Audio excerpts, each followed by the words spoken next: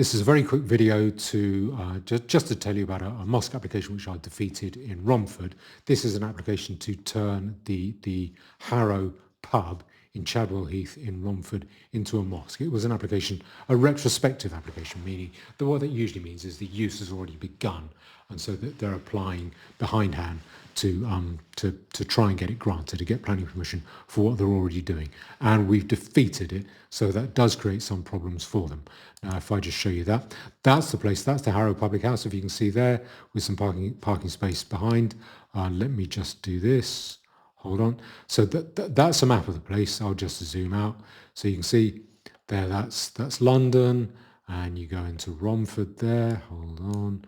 And that's the, if you see that building there, that one there, that is that pub, the Harrow Pub.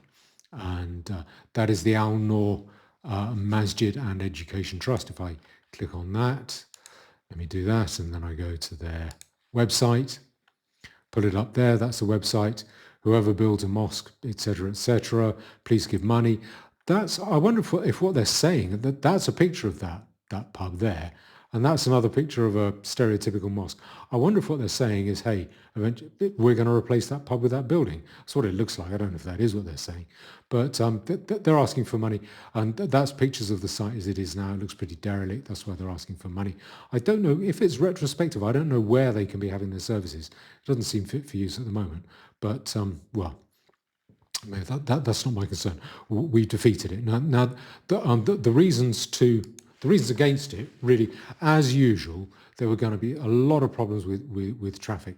My calculations, my estimate is that place, the prayer hall could have accommodated at least 50 worshippers, and there are only 20 parking spaces, and that would have created a lot of traffic in that area. If I go back there, I mean, if you look there, if you look at that junction off that roundabout, that is a busy junction. You imagine cars getting parked. I mean, double yellows all over the place. You would have had cars parked on that roundabout junction. That would have been a nightmare.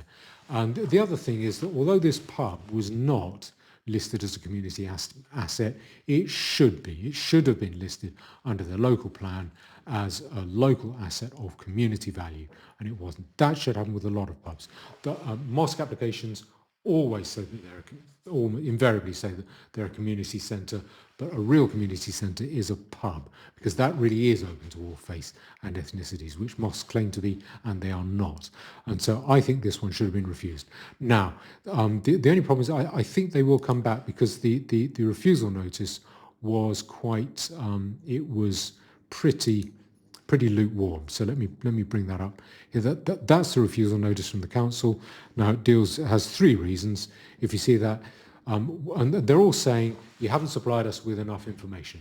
That tends to be what councils do when they don't want to categorically refuse. They kind of want to half wash their hands of the decision, saying, well, we're not saying it's good or bad, we're just saying you didn't provide us with enough information. I'm not saying that's what's going on here. I'm not saying that's what went on here, but all three reasons for refusal are along those lines. So firstly, in the absence of an authoritative marketing report or robust community needs assessment, etc. So you haven't provided us with enough information about marketing, basically marketing, to show that someone else wouldn't come along and buy it for some commercial use. So the commercial use that was the pub would disappear.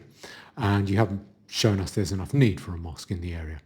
And secondly, the proposal fails to provide sufficient information regarding the operational details of the place of worship. So you haven't told us how you're going to operate. You haven't given us your report saying how lovely it's going to be when it operates and how considerate you're going to be to everyone, how you won't make any noise, you won't disturb anyone, you won't slam car doors, and there'll be no excess parking, etc., that kind of thing. And so it's inviting them to come back with more information about that. And thirdly, the proposal fails to demonstrate adequate transport and parking arrangements. So again, we invite you to come back and say there's plenty of parking is no problem. So it's that is a lukewarm refusal notice. I think that invites them to come back. I think they will come back. It's retrospective, so if they've already started it and they've bought the place, then I don't think they're going to give up now. But we've managed to buy them, and thanks to your help in helping to fund the campaign against this application, we've managed to resist it. and that means they're going to have to come back again, spend quite a lot more money, and it will be a bit more of an uphill battle because they've already suffered one refusal. It's a psychological defeat for them, if nothing else, but it makes it easier to win a subsequent application if they come back with one, as I think they will. So when they do, I will be out asking for money to resist it again, which I think we can do. I don't think a mosque belongs in that spot. It's the wrong place. It should be resisted. And by the way, I don't like to see all these pubs getting converted into mosques. It looks like it has a colonial feel to me, just taking over aspects of our culture. So I think it was rightly refused, and if they come back, I'm going to try and get it refused again. Thank you.